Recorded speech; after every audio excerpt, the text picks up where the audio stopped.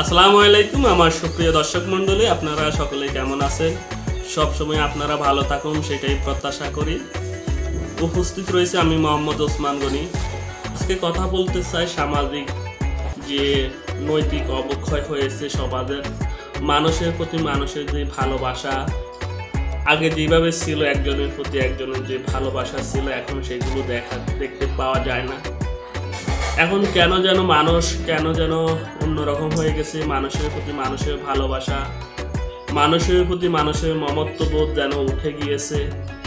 এগুলো আমাদের সমাজের নৈতিক অবক্ষয় বলে আমি মনে করি। কারণ হচ্ছে সমাজে যদি আমাদের সামাজিক বন্ধনগুলো ভালো থাকে, অবশ্যই আমি মনে করি এক একজনের সাথে এক একজনের একটি সামাজিক বন্ধনগুলো সুন্দর ও স্বাভাবিক হয়। কিন্তু সেগুলো আমরা এখন আর পরিলক্ষিত করতে পারি না। কেন যেন মানুষ কাঠের পুতুল হয়ে গেছে, কেন যেন মানুষের প্রতি মানুষের ভালোবাসা একেবারে কমে গেছে, কেন যেন মানুষের প্রতি মানুষের আস্থা হারিয়ে ফেলছে। এই যেন নৈতিক অবক্ষয়।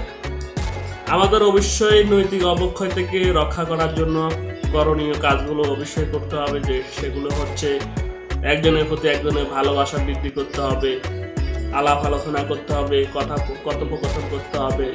সামাজিক যে ভালো কাজগুলো আছে সবাই মিলেমিশে করলে আস্তে আস্তে আমাদের মধ্যে একটি সামাজিক বন্ধন সৃষ্টি হবে এবং সমাজ থেকে আমরাও ভালো কিছু প্রত্যাশা করব। সবাই মিলেমিশে সমাজকে এগিয়ে নেওয়ার জন্য কাজ করে থাকবো ইনশাআল্লাহ।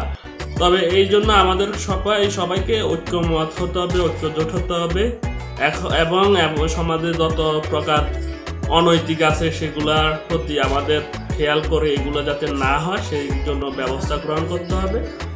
এই জন্য আমাদের যোগাযোগ বৃদ্ধি করতে হবে, একজনের প্রতি একজনের কথোপকথন বৃদ্ধি করতে হবে।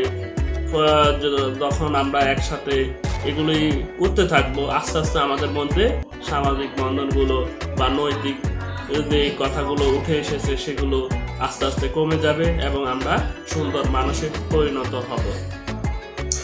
এখনকার এই যুব সমাজকে যদি আমরা ভালোভাবে গাইডলাইন করতে পারি বা যুব সমাজ যদি সেগুলোকে অনুভব করতে পারে, যুব সমাজ যদি চিন্তা করে না আমাদের সমাজের যত অনৈতিক কাজগুলো আছে এগুলো না করে সামাজিক কাজগুলো করতে হবে, সমাজে উন্নয়নমূলক কাজ করতে হবে, সমাজে যত প্রকার অনিয়ম আছে এগুলোর থেকে আমাদেরকে রক্ষা করতে হবে, অনিয়ম দূর করতে হবে, অনিয়ম যাতে না হয় সেই ব্যবস্থা করতে হবে। বাংলাদেশের সবচেয়ে বড় সমস্যা হচ্ছে দুর্নীতি যাতে না হয় সেগুলো ব্যবস্থা করতে হবে। দুর্নীতিমুক্ত বাংলাদেশ গড়ার জন্য আমাদের প্রশাসনিক বলেন, সামাজিক বলেন, অর্থনৈতিক বলেন, সকল কিছুকে আমরা সমৃদ্ধি করতে হবে। তবে সেগুলো হতে হবে একদম সুন্দর ও স্বাভাবিক।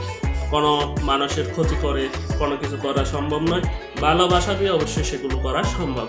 তাই প্রত্যেকের প্রতি প্রত্যেকের ভালোবাসা থাকবে, সেটাই আমি প্রত্যাশা করি সকলের কাছে। এটাই আশা করি যে এক একজনের প্রতি এক একজনের যে ভালোবাসা আছে সেগুলোকে আরও যেন উপরে ওঠে বা আরও সামাজিক বন্ধনগুলো আরও সুন্দর হয়, স্বাভাবিক হয় এবং সেটা যেন হয় সমাজের উন্নয়নমূলক কাজগুলো হলে সমাজও সুন্দর স্বাভাবিক জীবনে ফিরে আসবে ইনশাআল্লাহ। সকলকে এই বলে আমি আমার কথা বিদায় নিলাম। খোদা হাফেজ, ভালো থাকবেন ইনশাআল্লাহ। দেখা হবে অন্য কোনো ভিডিওর মাধ্যমে। আসসালামু আলাইকুম ওয়া রাহমাতুল্লাহি ওয়া বারাকাতুহু।